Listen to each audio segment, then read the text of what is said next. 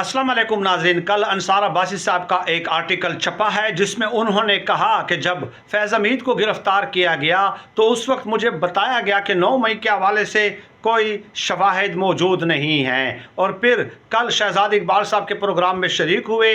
रात को अंसार अब्बासी साहब ने कहा कि मैंने कल परसों दोबारा पूछा कि 9 मई के हवाले से इमरान खान साहब और जनरल फैज़ हमीद की साजिश और इसके अलावा आर्मी चीफ के ख़िलाफ़ बगावत पे उकसाने में क्या इन दोनों का कोई किरदार है। तो अंसार अब्बासी साहब ने कहा कि मुझे बताया गया कि फ़िलहाल इन्वेस्टिगेशन चल रही हैं, कंफर्म नहीं किया, यानी ये नहीं कहा कि हाँ शवाहिद हैं या नहीं है, इन्वेस्टिगेशन चल रही हैं, यानी अभी तक इसका मतलब ये हुआ कि कोई शवाहिद नहीं है।